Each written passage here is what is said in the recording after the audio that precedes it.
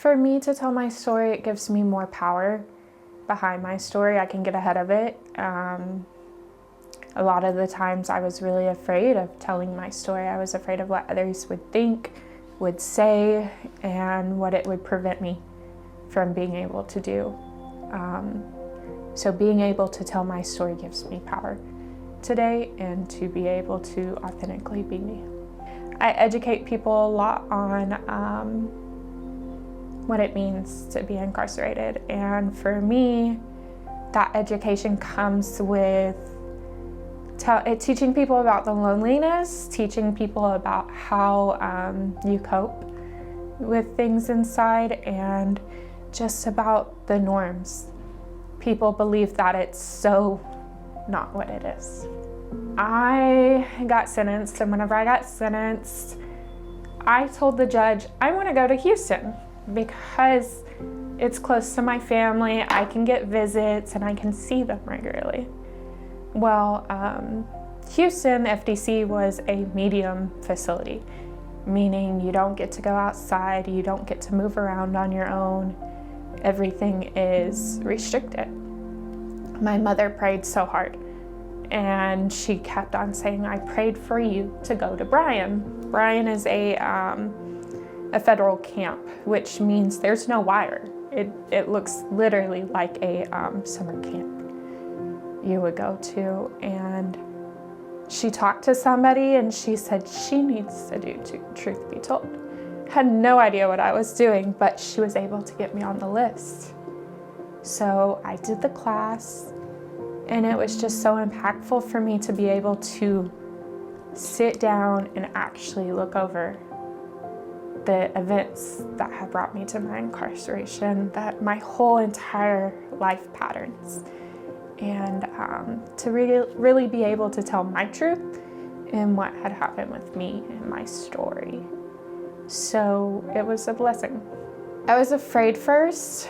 There was many women in there, and I wondered, how was I gonna be able to stand in front of all these people and start off with at least 5 minutes of what led me there? How was I gonna be vulnerable? How was I gonna even accept that they're not gonna share my story with anybody else?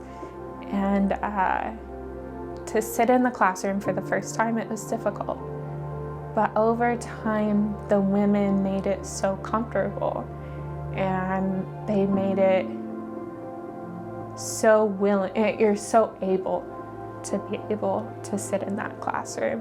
I had never been able to connect with women prior to incarceration. I'm not sure why, but now I have nothing but great women in my circle. And so the classroom was where that first began. I started to change, I feel. So whenever I was in detention, it was 8 women, and probably 6 out of 8 only spoke Spanish. I could not communicate. I had broken Spanish. I was trying to figure out what was I going to be able to do. And so most of the time people end up spending their time watching TV or doing things like that whenever you're in a detention. But with me, I decided to work out because I couldn't understand the Spanish TV. So I started working out. I started spending my time like that, and I started taking better care of myself. I had never taken care of myself prior to incarceration. I didn't even know what self-care was. So I started putting a lot of focus on me, taking care of myself, started to work out, and I started to see it shift. I got to Bryan, and I had this whole huge library that I could then read, and I started doing that for self-care. So I continued to work out, and I read, and then I ended up doing Truth Be Told, so doing some trauma work, and that was the start. It wasn't until you get out where the real action happens, and you have to take everything you learned inside and put it into action. And so it was difficult to put into action because I came out to nothing. And I was like, what do you do? How do you even work out? You have to have money to get a gym membership. And we had those luxuries in Bryan where we did have a few few machines and things like that. But it was not easy, but it definitely, the work that you do inside leads to being able to retain it if you want it. Huge barrier was going to a halfway house and being on what's called timed movements. Timed movements meant you put in a sheet every single week of saying, I'm gonna go X, Y, and Z here, I'm gonna go to Walmart at this time. And I'm only gonna spend this amount of time in Walmart.